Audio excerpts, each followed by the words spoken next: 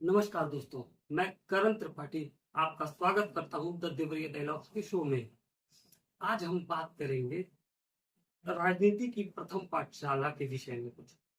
और इस विषय पे बात करने के लिए हमारे साथ हैं यहाँ से एसएसबीएल स्कूल के प्रधानाचार्य श्री अजय मणि त्रिपाठी जी, जो कि राजनीति में छात्र संघ से भी इनका जुड़ाव रहा है और आगे भाजपा के बौद्धिक प्रकोष्ठ में हैं। और भी मतलब युवा राजनीति के बारे में इनसे हम आज बात करेंगे। सर प्रणाम। सर, एक आपका राजनीतिक सफर जानना चाहेंगे हम। मेरे जीवन में मुझे लगता है कोई राजनीतिक जैसी चीज नहीं। जी। हाँ, वैचारिक राजनीति की चीज जरूर है। जी। स्वाभाविक रूप से कोई भी एक सामान्य परिवार का, मध्यम वर्गीय परिवार का लड़का वो भी सुदूर गांव से चल के जब वाराणसी जाता है, जी। बहुत कम उम्र में बनारस जाता है, तो स्वाभाविक है कि उसके माता पिता, उसके जानने वालों की एक आकांक्षा है कि लड़का पढ़ेगा, लिखेगा।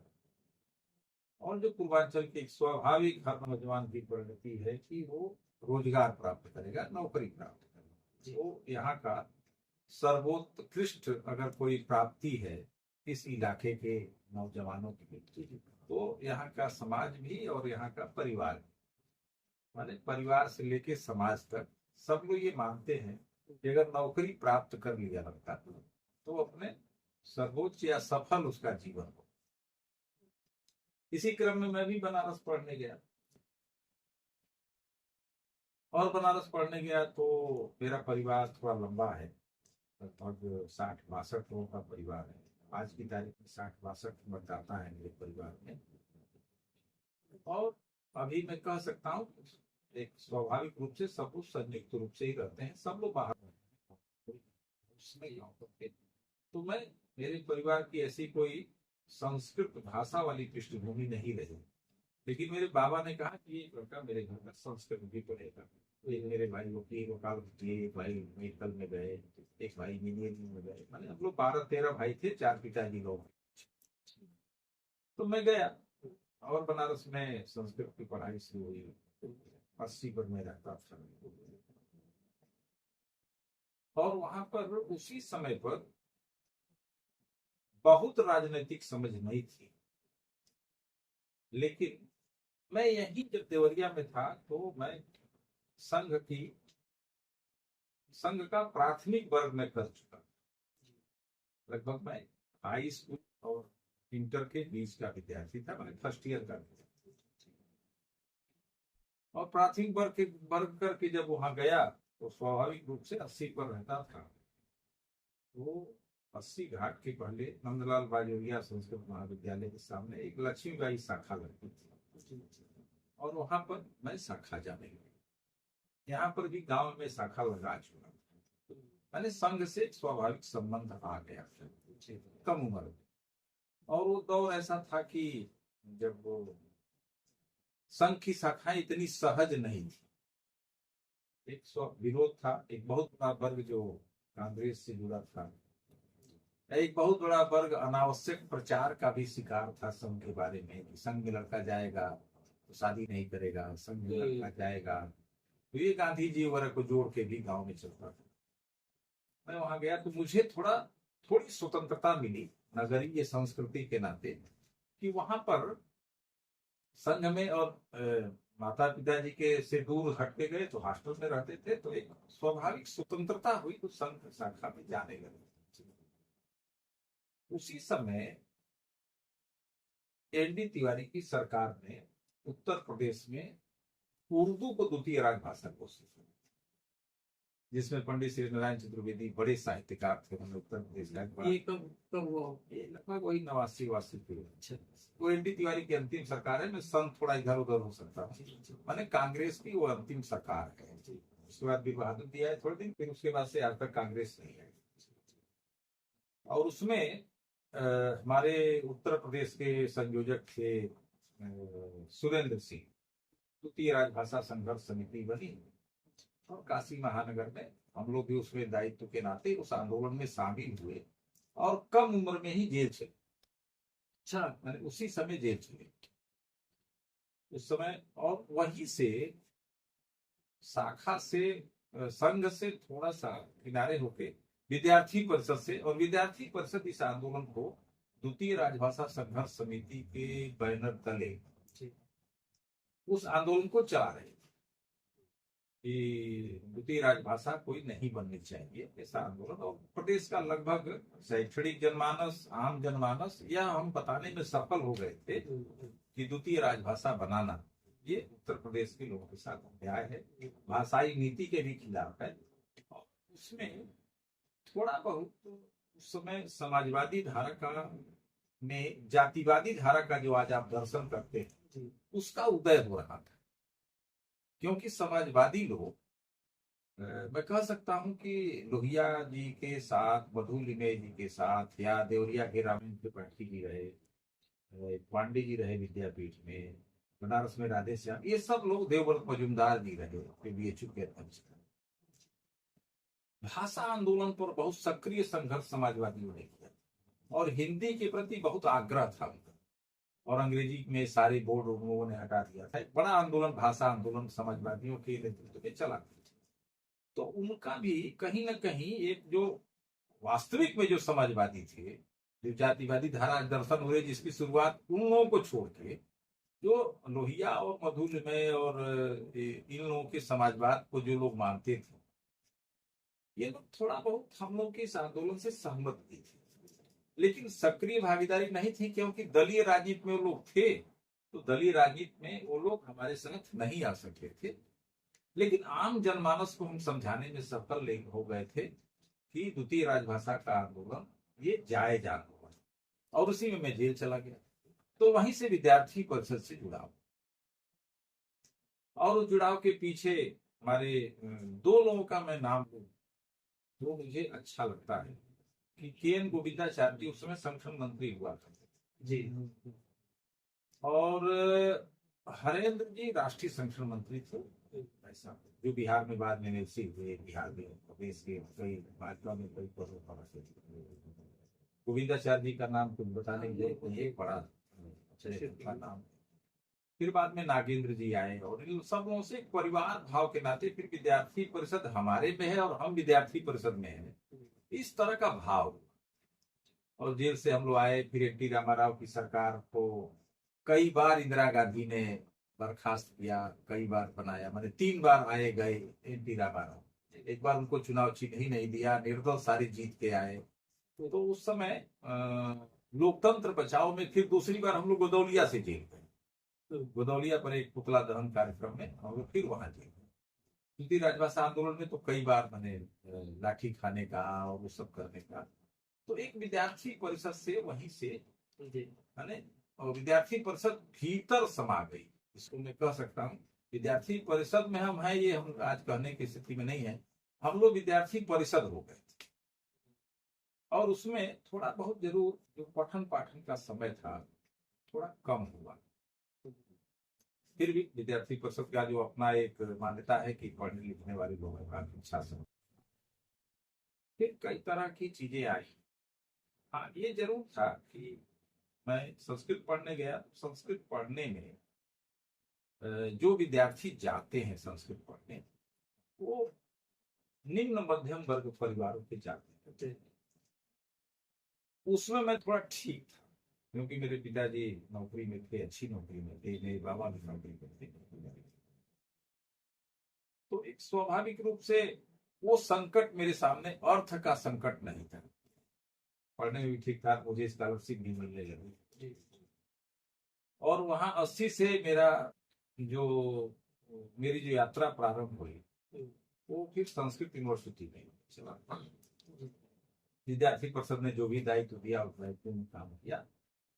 फिर विद्यार्थी परिषद के काम करते करते आप लोगों ने गोरख पांडे जी का नाम सुना जी, देवरिया का। बाद में उनका शव मिला गोमती गेस्ट हाउस जेल में, इनका गीत बहुत चर्चित है, समाजवाद बबुआ धीरे धीरे है। ये कम खासकर ये हमारे कम्युनिस्ट साथी जो है, ये आईसा वाले, आईएसएफ वाले, एसएफआई वाले, या ये जो कुपड़ कम्युनिस्ट है, ये गोरख पांडे जी को अपना पुरखा मानते हैं। मैं इस संदर्भ को इसलिए कह रहा हूँ कि गोरख पांडे जी संपूर्णानंद संस्कृत विश्वविद्यालय के, माने उस परंपरागत शिक्षा वाले विश्वविद्यालय के, जिसको ऑर्थोडॉक्स आप कह सकते हैं, उस विश्वविद्यालय के वो छात्र संघ के महामंत्री, और कम से कम कांग्रेस वाले एनएसयूआई से नहीं थे, माने राष्ट्रीय छात्र संगठन से नहीं थे। स्वाभाविक है कि कम्युनिस्ट पार्टी और उसकी छात्र शाखा से तो नहीं ही थे। तो उसके बाद से वहां जो कांग्रेस का कब्जा हुआ, तो लगभग 20-22 वर्ष राष्ट्रीय छात्र संगठन जो कांग्रेस का संगठन हुआ, उसके एक नेता हुआ करते थे, उनका नाम लेना उचित नहीं है अभी जिंदा। उनका एक आतंक भी था, एक दबाव भी था, और एक बनारस में ये भाषा चलती थी कि ये मठाधीश है, माने जिसको घोषित किया वही विजयी होता। ये बात संगठन के स्तर पर विद्यार्थी परिषद की भी क्षमता थी। काशी हिंदू विश्वविद्यालय, हम विद्यार्थी परिषद के लोग जिसको घोषित करते थे, तो हमारे जो संगठन मंत्री घोषित करते थे तो कह दिया करते थे कि हम प्रत्याशी घोषित नहीं कर रहे हैं, हम पदाधिकारी घोषित कर रहे हैं। और ये बात सच भी हो जाती। तमाम सारे लोग हमारे सदस्य से मनोज सिन्हा का नाम आप ले सकते हैं, ऐसे केदारनाथ सिंह का नाम ले सकते हैं, मीरा पांडे का, बहुत नाम, देवीएस राठौर जो आजकल हमारे माननीय मंत्री है उत्तर प्रदेश में, इनका नाम ले सकते हैं। ऐसे बहुत सारे नाम। तो वहां जब आया मैं, तो पारिवारिक पृष्ठभूमि और थोड़ा बहुत सांगठनिक वैचारिक समझ के नाते मेरे मन में विद्रोह हुआ कि ये तो बदलना चाहिए। ये शासन पर कब्जा एक संगठन का और एक व्यक्ति का, उसका संगठन नहीं था, वो व्यक्ति का था। और उनको कमलापति जी के परिवार का, माने लोग बनारस में उस समय लोकपति जी की जो पत्नी थी, बहू जी, उनका एक छत्र राज बनारस पर था, कांग्रेस का जमाना था, उनका बर्दाश्त प्राप्त। वो शासन कम था, वो पुलिसिया पंचायत की, जमीन की पंचायत की, अपराधियों के अपराध की पंचायत की का अड्डा हमारा शासन संस्कृत यूनिवर्सिटी का था। ये आरोप नहीं, ये सूचना है, ये सच्चाई। तो उस समय मुझे लगा, और फिर मैंने अपने संगठन में बात किया, सारी आंदोलन में। फिर एक बार, पहली बार में हम लोग अपना अध्यक्ष जिता पाए। दुर्भाग्य ये हुआ, मैं बहुत ईमानदारी से कह रहा हूं, कि जिसको हम लोग जिताए वो 6 महीने के भीतर ही उसी आदमी के साथ चला गया, और उसने ये कहना शुरू किया मेरे बारे में कि अगर मुझे जिता सकते हैं लोग तो क्यों नहीं अपने ही जीत जाते।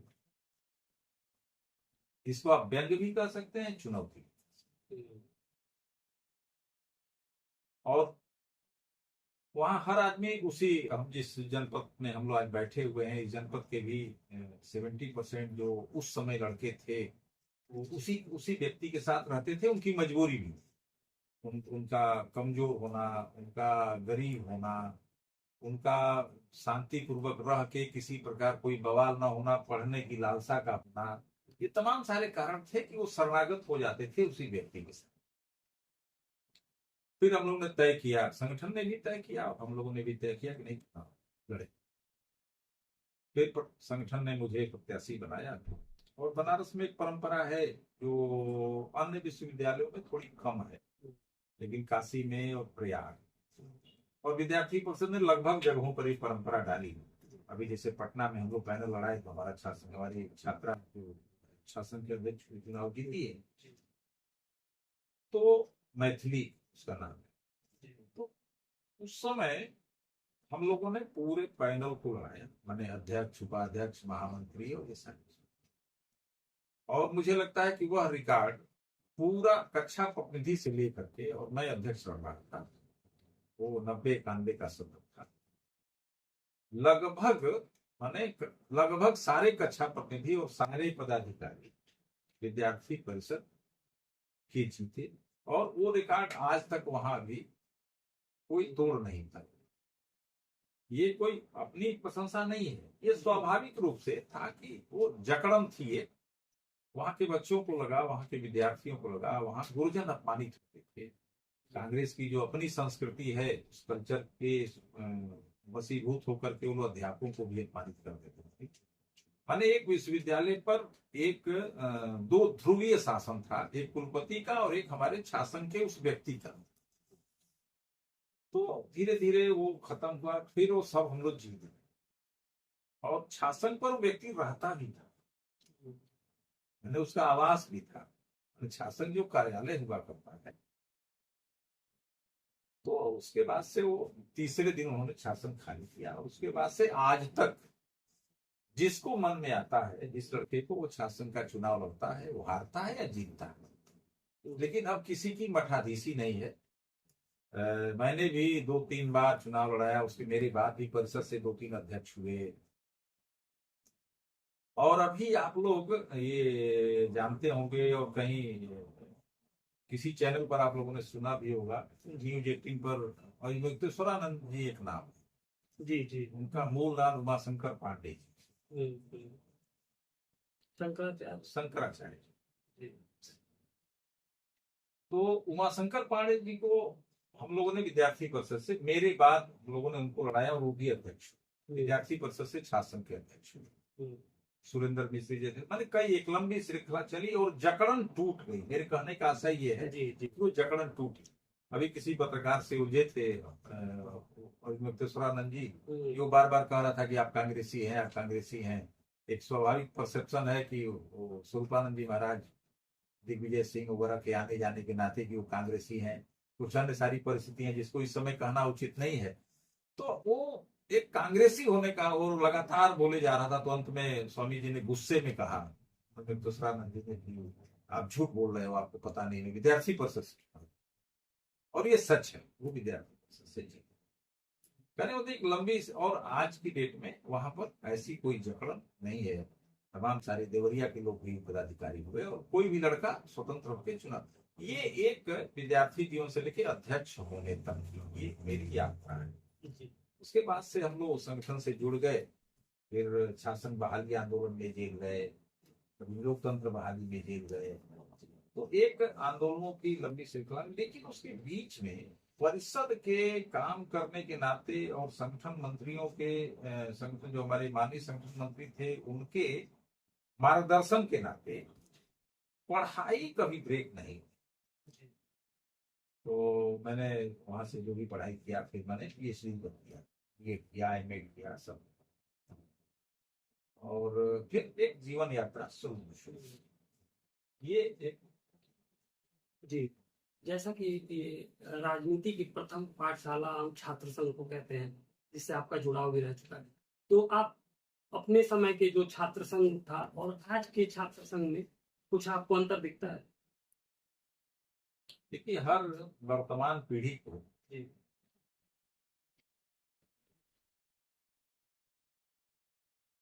आगे जो उसकी आने वाली पीढ़ी होती है जी, वो थोड़ा खराब ही लगती है। मैं व्यक्तिगत तौर पर ये मानता हूँ कि छात्र संघ आज खराब है, कल खराब था। और कोई भी व्यक्ति अगर राजनीति नहीं कर रहा है या ये कहता है कि मैं राजनीति से इतर हूं, वो अपने बारे में सही बात नहीं। क्योंकि भारत की आजादी का आंदोलन भी राजनीतिक था, और उस आजादी के आंदोलन से हमको लोकतंत्र मिला, और लोकतंत्र दलीय राजनीति को स्वीकार करता है। तो कैसे आप कह सकते हैं कि नहीं? और खासकर हम लोग जिस संगठन से जुड़ के काम किए, उस संगठन ने तो घोषित तौर पर ये कहा कि विद्यार्थी कल का नागरिक नहीं बल्कि आज का। क्योंकि समाज में जितने प्रकार की घटनाएं, अच्छा हो तो भी विद्यार्थी का मन मानस प्रभावित होता है। अगर महंगाई है तो विद्यार्थी हॉस्टल से निकलेगा तो उसकी चाय भी महंगी है, यानी वो प्रभावित हो रहा है। अगर वो पढ़ाई कर रहा है, पढ़ाई का ठीक वातावरण नहीं है, तो जितना अध्यापक प्रभावित होता है उससे ज्यादा बल्कि विद्यार्थी प्रभावित होता है। तो हम लोग ये मानते हैं सैद्धांतिक रूप से कि छात्र संघों के बारे में जब चर्चा आप करेंगे तो मैं ये व्यक्तिगत तौर पर भी मानता हूँ और बहुत सारे लोग इस बात को मानते हैं कि राजनीति में जो तीखापन होना चाहिए जी और राजनीति में जो मुद्दों को लेकर के संघर्ष और समझदारी के साथ संघर्ष करने की जो क्षमता होनी चाहिए, वो मैं आज भी मानता हूं कि उसमें छात्र संघ एक बड़ा रोल प्ले कर सकता है। देश और दुनिया में विद्यार्थी राजनीति से निकले हुए लोगों का जो उज्जवल इतिहास है, उसमें आप बहुत सारे नाम ले सकते हैं। लेकिन आज के दौर में छात्र संघों से थोड़ी निराशा हुई है। एक तो छात्र संघों के चुनाव भी बहुत नहीं हुए, उसका स्वरूप बदला। कौन सी एक रिपोर्ट आई मुझे इसमें ध्यान में नहीं आ रहा है, जिसमें सब उम्र का बंधन किया और विद्यार्थी कैसा होगा। लेकिन उसके पीछे जो कारण है कि राजनीति का जो अपराधीकरण, और मैं मानता हूं कि उत्तर प्रदेश में चाहे पूरे देश में राजनीति में अपराधियों को अगर किसी ने स्थापित किया और अपराधी और रॉबिन हुड वाली संस्कृति को किसी ने स्थापित किया, तो उस व्यक्ति का नाम संजय गांधी। और संजय गांधी ने एक ऐसी छवि बनाई नौजवानों के बीच में कि ऐसा भी हो सकता है, कहीं कुछ कर देना, कहीं कुछ कर देना, इमरजेंसी के दौर से। और उस दौर में मैं नाम लेना उचित नहीं समझूंगा, जम्पी का नाम ले सकते हैं, ऐसे बहुत सारे लोग उभरे। तो एक नौजवानों के बीच मैसेज गया कि हम वैचारिक और क्षमतावान और देश को समझने वाले व्यक्ति के रूप में हमारी पहचान हो या ना हो, हमारी पहचान दबंग के रूप में हो। ये वहां से कल्चर आए, उसको खाद पानी दिया मुलायम सिंह जी की राजनीति। क्योंकि मुलायम सिंह जी आए तो उत्तर प्रदेश में उनके लिए राजनीति में बहुत स्पेस नहीं था। जी उनको जो मिला, जैसा मिला, समाज में जिस प्रकार का व्यक्ति मिला, अगर वो प्रभावी है, वो वैचारिक उनके साथ जुड़ पाया या नहीं जुड़ पाया, उनकी वैचारिकी के साथ उसका तालमेल है या नहीं है, लेकिन मुलायम सिंह यादव छोड़ते गए।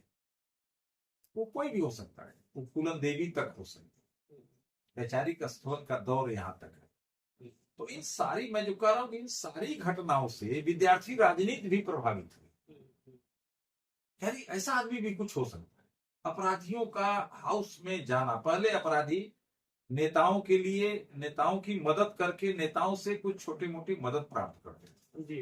अपराधियों ने देखा कि ये तो मेरे द्वारा, मेरी मदद से ये एमएलए एमपी हो जा रहे हैं, तो उन सबों ने तय किया कि क्यों नहीं हम ही हो जाए, और होने लगे। मैं आज की तारीख में कह सकता हूं कि शासन की राजनीति में क्या कैसा हुआ, इसने बहुत प्रभाव डाला। तो जो विद्यार्थी देश की समझ के साथ, देश में क्या होना चाहिए, वैकल्पिक राजनीति क्या होना चाहिए, विरोध का स्वर क्या होना चाहिए, विद्यार्थी हित क्या है, समाज हित क्या है, इस पर घंटों घंटा बहस करता था, वह जाति पर बहस करने लगा, वह अपराध पर बहस करने लगा। और वो जो क्षरण हुआ, उस क्षरण के नाते विद्यार्थी राजनीति नेपथ्य में जाने लगे। और आज भी आपको कहीं से भी आप देख सकते हैं कि कम से कम मैं कांग्रेस को भी देख लीजिए, कांग्रेस में जो लीडरशिप है आज भी जो दिख रही है, कहीं न कहीं वो उनके राष्ट्रीय छात्र संगठन से निकली हुई लीडरशिप है, एनएसयूआई। हाँ, आप सोशलिस्ट धारा में जाइए, उसमें भी जो आज भी जो सेकेंड लाइन है, वो सब कहीं ना कहीं उनके समाजवादी योजन सभा से निकले हुए लोग हैं। आप हमारे यहाँ हमारे दल में जाइए तो सब लोग लगभग विद्यार्थी परिषद से निकले हुए हों, चाहे देश की टॉप लीडरशिप हो या चाहे प्रदेश की लीडरशिप हो, सबका जीवन परिचय देखेंगे तो उसमें कहीं ना कहीं आपको मिलेगा कि विद्यार्थी परिषद से काम किया। माननीय हमारे गृह मंत्री जी आपने सुने होंगे, कई बार बोल चुके हैं। ऐसे बहुत सारे हमारे माननीय मुख्यमंत्री जी विद्यार्थी परिषद से चुनाव लड़ चुके हैं उत्तराखंड विश्वविद्यालय। तो सब लोग कहीं ना कहीं निकले तो उनकी एक समझ डेवलप। अरुण जेटली भी थे। अरुण जेटली जी शासन के महामंत्री थे, मदन लाल खुराना जी इलाहाबाद विश्वविद्यालय के शासन के अध्यक्ष थे। ऐसे सैकड़ों, सुशील मोदी जी जो अभी नहीं रहे, हम लोग के राष्ट्रीय महासचिव रहे और शासन के महामंत्री रहे, लालू जी जब अध्यक्ष थे तो प्रदेश में उनका एक अच्छा समझ के साथ उन्होंने प्रदेश को चलाया। ऐसे बहुत सारे नाम। लेकिन अभी कहीं ना कहीं जो आपका सवाल है कि आज क्या देखते हैं, मैं व्यक्तिगत तौर पर मानता हूं कि ये वैचारिक शून्यता का दौर समय है। कैंपस से कोई सकारात्मक आवाज नहीं।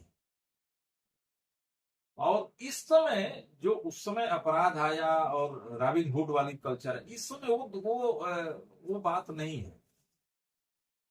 इस समय बात दूसरी है। इस समय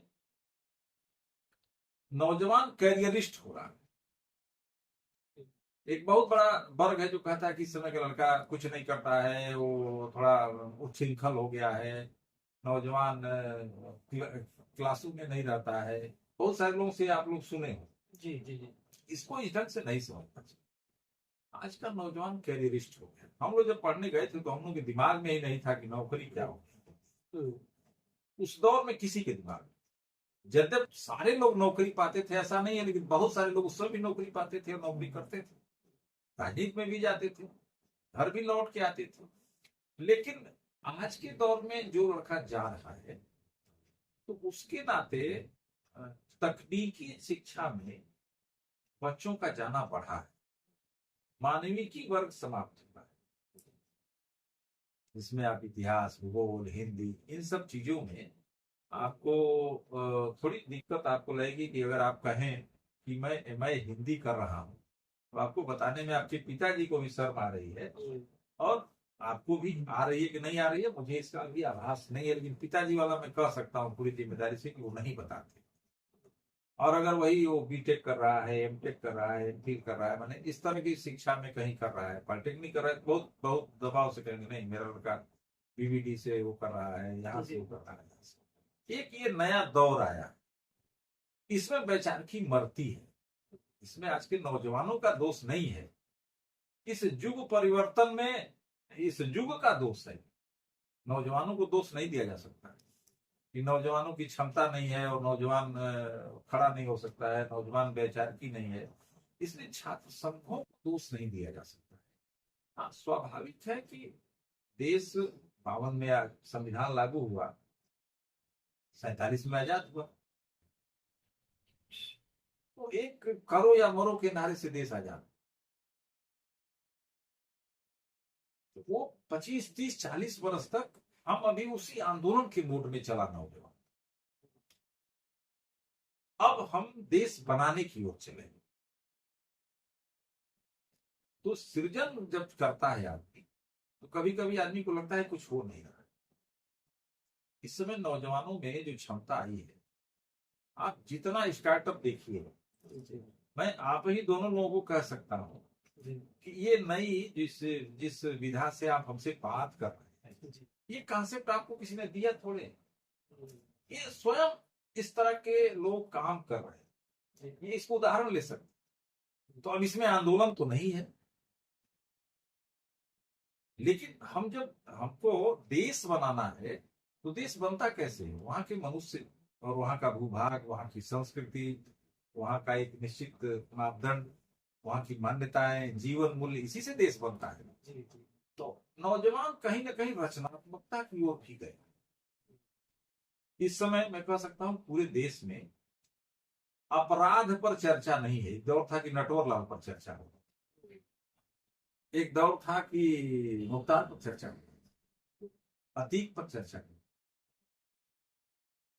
अब थोड़ा बहुत आप चलिए पूरे देश में एक अपराध पर चर्चा हो कि वो ऐसे नेता थे फलाने कि उन्होंने हवाई जहाज का ही किडनैप कर लिया। ये चर्चा हुई है इस देश में। और नौजवानों ने ऐसे लोगों को भी आदर्श माना है और उनको चुनाव भी जिताया है। आज की तारीख में ऐसा नहीं है। आज की तारीख में नौजवान अपना जो सर्वोत्तम है वो देश के लिए और अपने हित में भी कैसे दे सकता है, इस पर लगातार वो बेचैन है, वो खोज रहा है, वो रास्ते खोज रहा है, नित्य नए प्रयोग कर रहा है। और उस प्रयोग में और एक तरह से वो कोलाहल है, अरे वो मंथन जैसा नौजवान के मन में भी और समाज में भी आपको दिखेगा। वो बहुत तेजी में भी है। इसको बहुत खराब नहीं माना जाता। एक स्वाभाविक परिणति है कि वो खोज रहा है। वो अपनी पीढ़ी में खोज पाएगा कि नहीं खोज पाएगा, लेकिन उधर अगर समाज चल दिया है तो उसमें उस मंथन से अमृत जरूर निकल पाएगा, कोई ना कोई रास्ता निकलेगा। और मैं इस निराशा के दर्शन से कतई सहमत नहीं हूं कि वर्तमान पीढ़ी बहुत उच्छृंखल है और बहुत खराब है।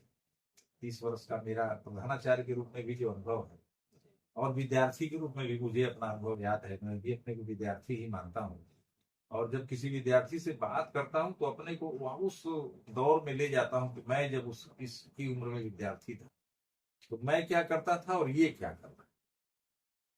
तो मुझे जो समाधान प्राप्त होता है कि मुझे लगता है कि मुझसे अच्छा करता है। हाँ, छात्र संघों में जिस प्रकार का अपराध आया, अब आप कह सकते हैं कि आप ये सारी बात कहने के बाद आज की छात्र संघों के बारे में जो आपका सवाल है, तो जिस तरह की परिस्थितियां बनी, छात्र संघों में अपराधियों का भी प्रवेश हो गया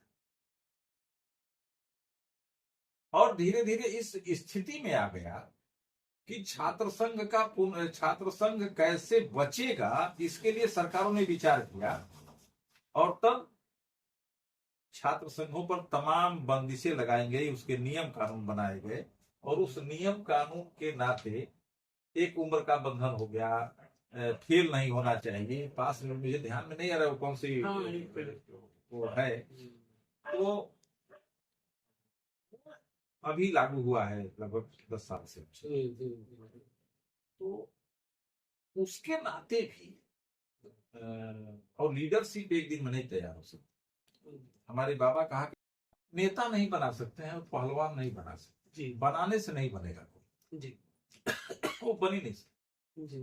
वो स्वाभाविक जो उसका विकास होगा जी। हाँ, एमएलए एमपी बन सकता है, वो कुछ दिन के लिए दिख सकता है, लेकिन जो नेतृत्व का गुण होता है, जो सामाजिक रूप से हम अपने को कैसे समाज के हित में हमारा व्यक्तित्व खड़ा है, ये खड़ा करने के लिए एक लंबे संघर्ष की और लंबे समझ की भी जरूरत। तो इसलिए आज की तारीख में छात्र संघों में जो अपराध आया, तो इसके नाते थोड़ा सा लीडरशिप में मैं कह सकता हूं कि जो प्रतिभा आनी चाहिए थी। पता लगा लड़का अभी ग्रेजुएशन पास किया, तब तक उसकी उम्र पूरी हो गई, अभी उसकी समझ विकसित हुई, इंटर पढ़ के गया है, विकसित होने तब तक वो छात्र संघ में चुनाव लड़ने से ही बाधित हो जाना, वो लीडरशिप नहीं खड़ी होगा।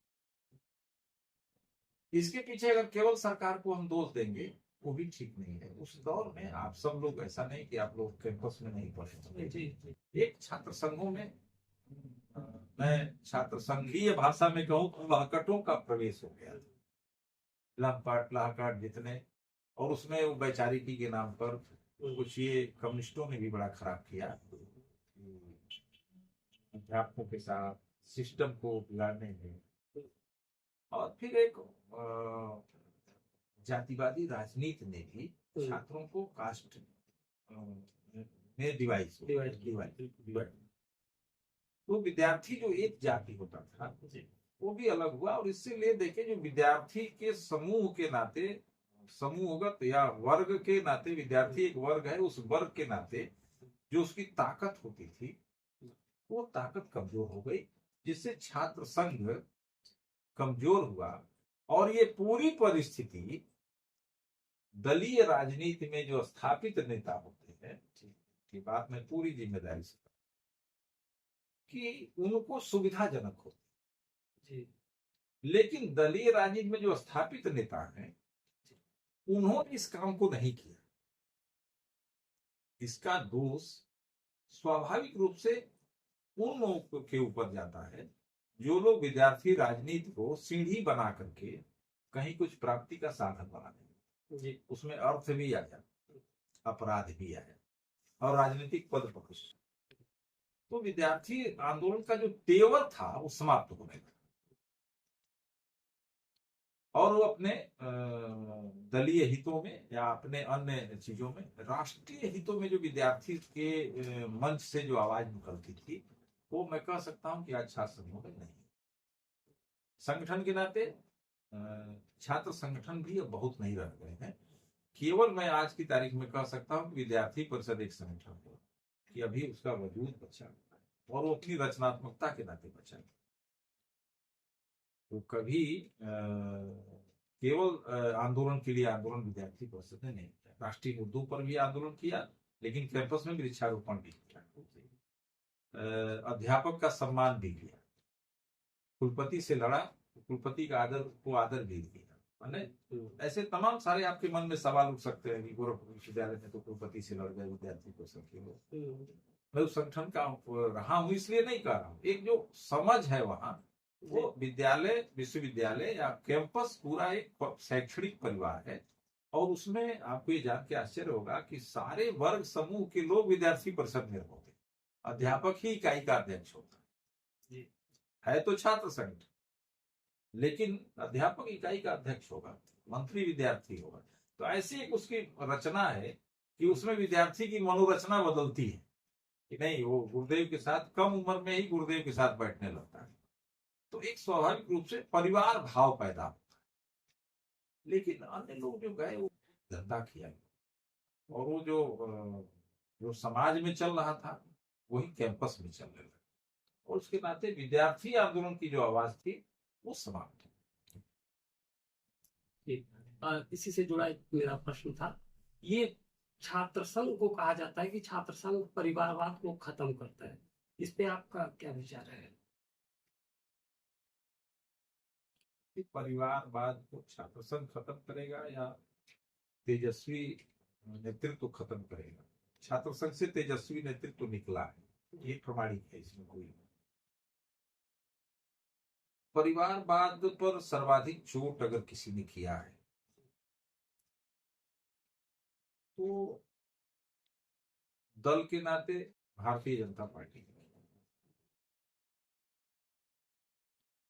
कभी कभी परिस्थिति जन्य कारणों से आप गिना सकते हैं कि इसमें भी तो बहुत बड़ा परिवार है, राजनाथ सिंह,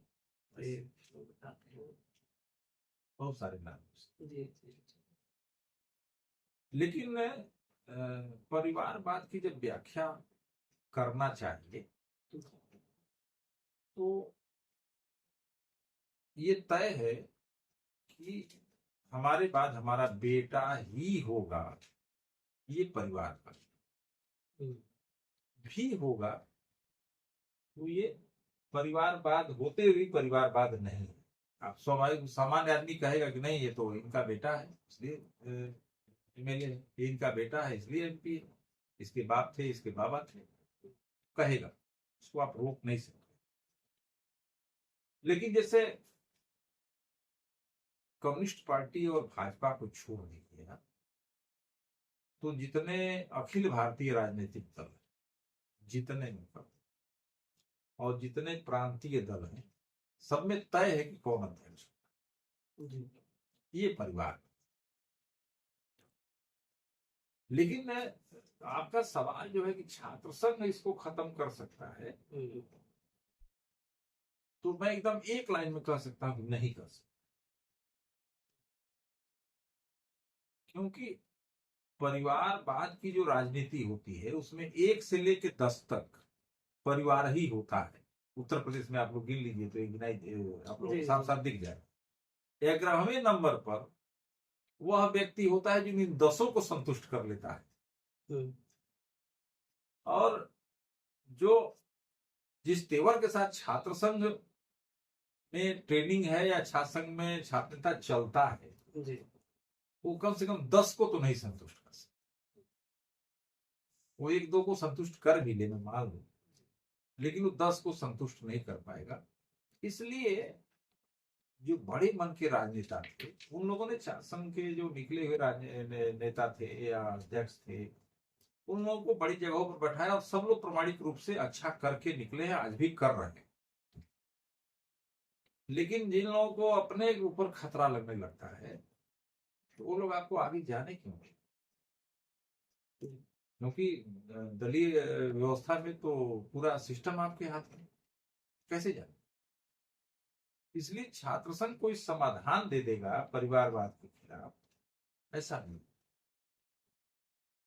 लेकिन देश के प्रधानमंत्री के रूप में माननीय मोदी जी और मुख्यमंत्री के रूप में भी आप लोगों ने भी सुना होगा कि ठीक प्रकार से परिवारवाद पर उन्होंने हमला भी किया और वैचारिक रूप से उसको आज भी चलाते हैं। कहीं कहीं हो सकता है आपके मन में सवाल आवे कि ये नाम हो सकते हैं, तो परिस्थितिजन्य कारणों से कुछ समय के लिए ऐसा हमारे यहाँ भी हो गया हो, लेकिन हम परिवारवादी दल नहीं है, कार्यकर्ता आधारित दल है। और ये सही है कि बूथ अध्यक्ष हमारा राष्ट्रीय अध्यक्ष हुआ है, एक है कि हो सकता है, हमारे यहाँ हुए हैं। तो एक स्वाभाविक है कि ये कार्यकर्ता विकास की प्रक्रिया है, लेकिन छात्र संघों की अब ये भूमिका नहीं रह गई, क्योंकि आंदोलन का दौर खत्म है। दो चीजें हैं, एक मैंने जो कहा कि लड़का कैरियरिस्ट हो गया है, कैंपस में जा रहा है, कि सामने एक लक्ष्य है कि हमको क्या करना है। तो आप उसको ये भी कह सकते हैं कि लड़का एकांतिक भी हो गया है। आप ये भी कह सकते हैं कि जिस अल्हड़पन के साथ विश्वविद्यालय में नौजवान प्रवेश करता था आज नहीं करता है, ये भी कह सकते हैं। उसके ऊपर पिता की आकांक्षाओं का इतना बोझ है कि वह अपने को स्वाभाविक रूप से स्वतंत्र महसूस नहीं करता। उसके सुबह से शाम तक उसके पास कम से कम 3 बार उसकी जांच पड़ताल टेलीफोनिक हो जाती। इन सब चीजों को आप बारीकी से देखेंगे तो इतना हम लोग को 6-6 महीना में चिट्ठी आती थी, 6-6 महीना पिताजी नहीं पूछते थे। जेल गए तो आप सोच सकते हैं उस दौर में जेल जाना, कभी मेरे पिताजी फोर्स में रहे, कभी उन्होंने नहीं कहा कि क्या कर रहे हैं, क्योंकि उस पीढ़ी में ये भी था कि गया है तो कुछ ठीक ही करेगा। तो ये इसके नाते मैं आज भी एक बात से सहमत हूं कि जो आज के नौजवान का सर्वोत्तम है वो दे नहीं पा रहा है, क्योंकि उसको LKG से ही बताया जाने लगता है कि इसको डॉक्टर बनना है, इसको IAS बनना है, इसको प्रोफेसर बनना है। क्या बनोगे बेटा? इसको मनुष्य भी बनना है या इसको एक नौजवान के रूप में बनना है? जो माने उसका जो बचपन है वह उसके पिता ने मार दिया, और उसकी जो तरुणाई है वो उसके कैरियरिस्ट होने ने मार दिया। उसका जीवन मर गया है आज के नौजवान का, मैं इतना तो जरूर समझूं। और अगर जिसका जीवन मर जाएगा तो वो आज की तारीख में वो अच्छी नौकरी पा सकता है, लेकिन कम से कम उसके पास जीवन नहीं है। वो जो कुछ भी करता है वो दिखावटी करता है। इसीलिए आज के दौर में एक नए प्रकार का समाज सेवी समूह पैदा हुआ है। एक केला 10 लोग देते हैं हमको सब, नए प्रकार का समाज सेवी पैदा हुआ है। और नए नए लड़के बहुत ज्यादा समाज सेवी, उनका खुद का भी करियर समझ में नहीं आता है उनको, तो समझ नहीं कि इसको करने का कितने दिन हम कर सकते, लेकिन वो कंफ्यूज्ड जैसे आज का एक मामला है। लेकिन इस सब के बावजूद मुझे एक आशा की किरण है कि ये बंधन ज्यादा दिन चलेगा नहीं, विद्रोह होगा और नौजवान सही दिशा में चल रहा है। बस उसके पीठ पर से जो बस्ते का बोझ है और उसके आगे जाने पर उसके पिताजी ने जो कह के उसको भेजा है, उसका बोझ जिस दिन वो उतार देगा वो आज जो कर रहा है उससे भी अच्छा ये नहीं।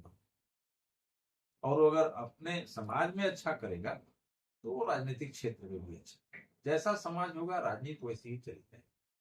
आप लोग तो उत्तर प्रदेश में लगभग चीजों को देखे हैं, अभी 10-15 साल पहले तक हर शहर में 10 गाड़ी और 10 राइफल लेकर चलने का एक प्रचलन था। आज देख लीजिए समाज ने भी नकारा है। आज मैं कह सकता हूँ कि उत्तर प्रदेश की विधानसभा में और उत्तर प्रदेश की लोकसभा में भी कोई प्रसिद्ध अपराधी दोनों जगह नहीं गया। अपराध में रहे लोग गए हैं, कोई बहुत नहीं जानता हूँ, लेकिन कोई प्रसिद्ध अपराधी ऐसा नाम आपकी जो स्वाभाविक नाम आ जाए तो समाज ने ठीक किया और कुछ दलीय सिस्टम ने भी ठीक किया। तो समाज में जब इस प्रकार का परिवर्तन आएगा तो वो राजनीति में भी जाएगा और वो जाएगा।